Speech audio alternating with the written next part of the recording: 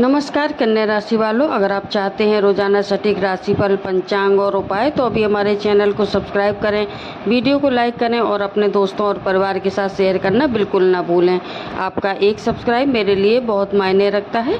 बात करते हैं 13 अगस्त आपके राशिफल की और जानेंगे ग्रहों का प्रभाव और ग्रहों की स्थिति। सूर्य आपके 11वें भाव में है, चंद्रमा 12वें भाव में, बुध 11वें भाव में, शुक्र पहले भाव में, मंगल 10वें भाव में, गुरु 11वें भाव में, शनि 7वें भाव में, राहु 6वें भाव में और केतु 12वें भाव में। सबसे पहले जब बात करते हैं 11वें भाव की, कन्या राशि के लिए ये समय सूर्य, बुध और गुरु तीनों 11वें भाव में हैं और 11वां भाव आय, लाभ, नेटवर्क, बड़ी इच्छाओं की पूर्ति, संपर्क, वरिष्ठ लोगों से मदद और करियर में मिलने वाले परिणामों का है। मेहनत का परिणाम मिलने का समय बन रहा है। अगर आप काफ़ी समय से किसी काम के लिए प्रयास कर रहे थे या किसी व्यक्ति से संपर्क का इंतजार कर रहे थे, तो नौकरी में प्रमोशन चाहते हैं या फिर किसी पुराने प्रोजेक्ट से लाभ की उम्मीद कर रहे हैं, तो आने वाले समय में गतिविधि बढ़ सकती है। गुरु का 11वें भाव में होना, गुरु इस समय कर्क राशि में है और कन्या राशि से गुरु 11वें भाव में होने के कारण लाभ की संभावनाओं को मजबूत करते हैं। इसका अर्थ यह नहीं कि हर व्यक्ति को अचानक धन लाभ मिल जाएगा, बल्कि सही व्यक्ति से संपर्क, सही अवसर और सही समय पर लिया गया निर्णय आर्थिक लाभ का रास्ता खोल सकता है। विशेषकर जो कंसल्टेंसी, एजुकेशन, बैंकिंग या ऑनलाइन काम या शिक्षा से जुड़े हुए या बड़े नेटवर्क से जुड़े लोगों को फ़ायदा हो सकता है। नौकरी और करियर की बात करें तो अब आते हैं सबसे महत्वपूर्ण विषय नौकरी पर, और 10वां भाव कर्म और करियर का होता है। मंगल आपको बहुत सक्रिय बना सकता है। आपको लगेगा कि अब बैठकर इंतजार करने का समय नहीं है। आप खुद पहल करेंगे, इंटरव्यू देंगे, नई नौकरी के लिए एप्लीकेशन देंगे, पुराने संपर्कों को फ़ोन करेंगे, कोई कॉन्टैक्ट आपके पुराने हैं तो, या नया प्रोजेक्ट लेने की कोशिश करेंगे। और सबसे महत्वपूर्ण बात कन्या राशि वालों के लिए, करियर में कम्युनिकेशन आपकी सबसे बड़ी ताकत बन सकता है। और इसलिए जिन लोगों का काम IT, communication, teaching, sales, marketing, writing, digital media, business development, account, consulting या ट्रेडिंग से जुड़ा हुआ है, तो आपको आज सक्रिय रहना चाहिए। लेकिन मंगल के कारण एक सावधानी और है, ऑफिस में किसी की भी बात का तुरंत जवाब देने से बचें। आप सही हो सकते हैं लेकिन आपको ये बोलने का तरीका विवाद पैदा कर सकता है। पैसों और आर्थिक स्थिति की बात करें तो पुराना कोई पेमेंट आज आपको मिल सकता है। और जो गुरु के साथ सूर्य और बुध की स्थिति लाभ के अवसर पैदा कर सकती है। किसी रुके हुए काम में पैसा आने की संभावना बन सकती है। व्यापार में नया ग्राहक मिल सकते हैं और ऑनलाइन काम या दूसरे शहर से अगर काम आपका मिलने के संकेत बन सकते हैं। लेकिन चंद्रमा और केतु 12वें भाव में सक्रिय हो रहे हैं, इसलिए जितना पैसा आएगा उतना खर्च भी सामने आ सकता है। विशेष रूप से घर से जुड़े खर्च, यात्रा, स्वास्थ्य संबंधी सामान्य खर्च, ऑनलाइन खरीदारी या अचानक आने वाले छोटे बड़े खर्चों पर नियंत्रण रखें। विदेश जाने का योग भी बना हुआ है। 11वें भाव में जो गुरु लाभ का संकेत दे रहे हैं और चंद्रमा और केतु की सक्रियता विदेश, दूर स्थान,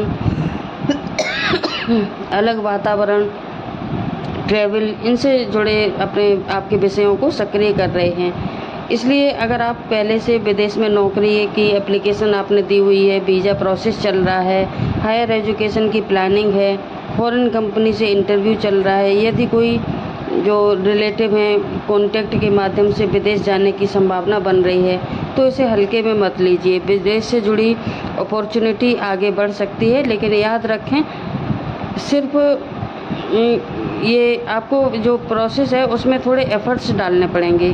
केवल आप ये सोचेंगे कि अपने आप से काम हो जाएगा तो उसमें थोड़ी डिले हो सकती है। एजुकेशन और विद्यार्थियों के लिए बात करें तो विद्यार्थियों के लिए ये समय बहुत महत्वपूर्ण है और इसे कन्या राशि में स्वयं बुध हैं। बुध और इस समय 11वें भाव में गुरु के साथ हैं, तो इससे नॉलेज और नेटवर्किंग का जो कनेक्शन है वो बनता है अगर आप कॉम्पिटिटिव एग्ज़ाम की तैयारी कर रहे हैं, हायर एजुकेशन की प्लानिंग कर रहे हैं या कोई प्रोफेशनल कोर्स कर रहे हैं या फिर विदेश में पढ़ाई की तैयारी कर रहे हैं तो किसी मेंटर या टीचर से गाइडेंस लेना लाभकारी रह सकता है। एक ख़ास बात और है, सिर्फ पढ़ते रहने के बजाय अपनी कमजोरियों को पहचान करके टारगेटेड जो प्रिपरेशन है वो करें। मंगल दशम भाव में, इसलिए जो करियर ओरिएंटेड स्टडी है उस पर मेहनत बढ़ाने के संकेत हैं। जिन विद्यार्थियों को लगता है कि उनका ध्यान भटक रहा है तो उन्हें मोबाइल और सोशल मीडिया से का थोड़ा जो टाइम है वो कम करना चाहिए। प्रेम और वैवाहिक जीवन की बात करें तो ये भाव जो है उसमें रिश्तों में जल्दबाजी की बजाय गंभीरता बढ़ाने की ज़रूरत है, क्योंकि 7वें भाव में शनि हैं और शनि वक्री हैं। विवाहित लोगों को अपने पार्टनर की बात को ध्यान से सुनना चाहिए। पुरानी बात फिर से सामने आ सकती है, लेकिन शनि का सकारात्मक पक्ष ये है कि जो रिश्ता मजबूत है वह समय की परीक्षा से और मजबूत हो जाएगा। जो लोग सिंगल हैं उन्हें किसी सीरियस व्यक्ति से संपर्क बन सकता है, लेकिन रिलेशनशिप में कोई तुरंत फाइनल करने के बजाय समय देना बेहतर रहेगा। खरीदारी का शुभ समय है अभिजित मुहूर्त में 11:59 से 12:52 तक, और ख़रीदारी का शुभ समय है 11:59 से 12:52 के बीच में। और आज का सूर्योदय है 5:49 पर, सूर्यास्त शाम को 7:03 पर।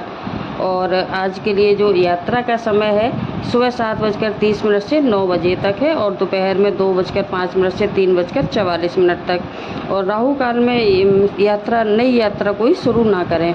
और राहु काल का समय है आज का 1:30 बजे से 3 बजे तक। और अभिजित मुहूर्त में यात्राएं और ख़रीदारी दोनों ही की जा सकती हैं। आज का शुभ अंक है आपके लिए 3 और 6। आज का शुभ रंग है हल्का हरा, ऑलिव ग्रीन, क्रीम कलर और यह हल्का पीला। ये आपके लिए जो कलर हैं वो दिन में प्रयोग कर सकते हैं इनका, और ये आपके लिए सकारात्मक माने जाएंगे। और आज आपके जो आराध्य देव हैं वो हैं भगवान विष्णु और गणेश जी। इनकी उपासना विशेष रूप से आपके लिए फलदायी रहेगी। और सुबह स्नान करके भगवान गणेश को दूर्वा अर्पित करें और ओम गंग गणपतये नमः इस मंत्र का 108 बार जप करें।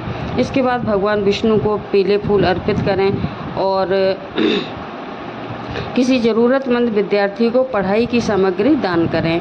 इन उपायों से शिक्षा और बुद्ध गुरु से जुड़े सकारात्मक भाव और मजबूत हो जाएंगे। और भगवान विष्णु के निमित्त जो पीले फूल अर्पित करने के बाद ओम नमो भगवते वासुदेवाय इस मंत्र का भी आप जप करें। और सावन का महीना चल रहा है तो शिव जी की पूजा भी आपके लिए विशेष फलदायी रहेगी। शिवलिंग पर जल अर्पित करें, ओम नमः शिवाय मंत्र का जप करें। तो ये था आपका आज का राशिफल। वीडियो कैसा लगा कमेंट में ज़रूर बताएं। वीडियो को लाइक एंड शेयर भी करें। चैनल पर नए हैं तो